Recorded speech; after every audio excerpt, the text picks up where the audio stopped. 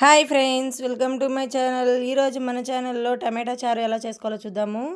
చాలా సింపుల్గా, చాలా ఈజీగా, త్వరగా అయిపోయేద్దండి. 5 మినిట్స్లో చారు రెడీ అయిపోతుంది. ఎలా చేసుకోవాలో దాని ప్రిపరేషన్ ఏంటో చూసేద్దాము. ముందుగా చింతపండు తీసుకొని, ఒక పెద్ద నిమ్మకాయ సైజ్ అంత చింతపండు తీసేసుకొని నీళ్లు పోసుకొని నానబెట్టేసుకోవాలి.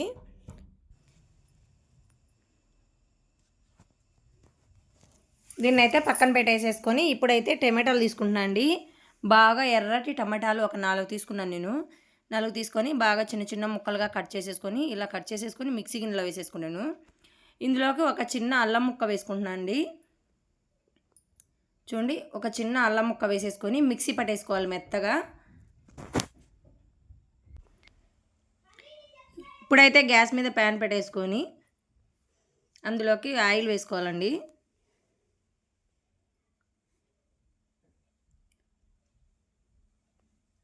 ఒక 2 టేబుల్ స్పూన్ల ఆయిల్ వేసుకొని అందులో 1 స్పూన్ ఆవాలు,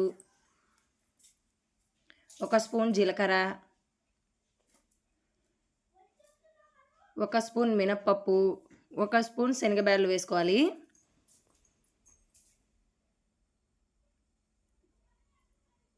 వీటిని ఒకసారి కలిపేసుకుందాము. చూడండి, ఇలా కలుపుకునేసి ఇప్పుడు ఇందులోకైతే 2 ఎండుమిర్చి అండి తుంచుకొని వేసుకోవాలి. ఒక 2 పచ్చిమిర్చి పొడుగ్గా ఇలా కట్ చేసుకోవాలి. కొద్దిగా కరివేపాకు వేసుకొని బాగా కలుపుకోవాలి.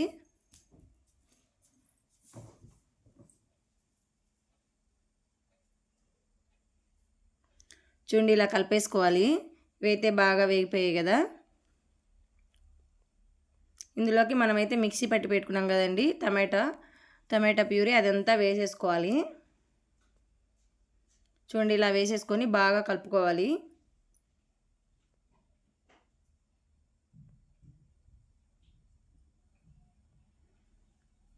చూడండి, ఇలా కలిపేసుకొని మనం చింతపండు నానబెట్టుకున్నాం కదండి, దాన్ని అయితే పులుసు తీసేసి అది కూడా పోసేసుకోవాలి ఇందులోకి.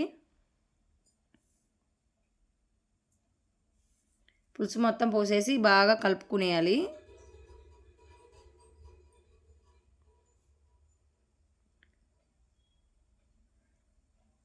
ఇలా కలుపుకొని ఒక గ్లాస్ పైన వాటర్ పోసుకోండి.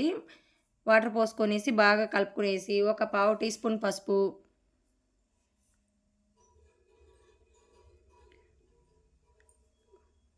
ఒక టీ స్పూన్ కారము, మీ రుచికి సరిపడా ఉప్పు,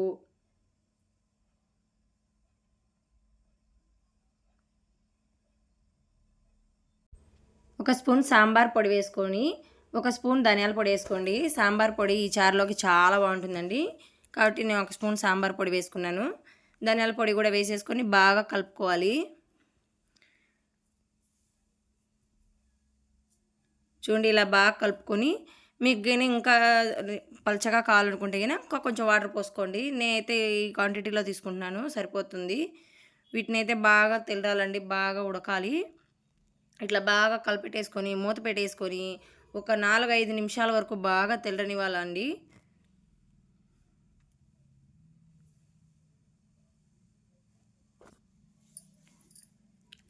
చూడండి, ఇలా తెల్లుతున్నప్పుడు నేనైతే పచ్చి కరివేపాకు అండి మళ్ళీ పైన వేసుకుంటున్నాను. పచ్చి కరివేపాకు అనేది ఇలా చారులో తెల్లుతున్నప్పుడు వేస్తే ఆ టేస్ట్ సూపర్గా ఉంటుందండి. నేనైతే ఇందులో కొత్తిమీర అయితే వేయలేదండి, మీకు కావాలనుకుంటే కన్నా కొత్తిమీర కూడా వేసుకోండి. చూడండి, ఈ చారు బాగా తెల్లినాయి కదా. ఇప్పుడైతే బాగా కలుపుకునేసి గ్యాస్ ఆఫ్ చేసుకోవాలి.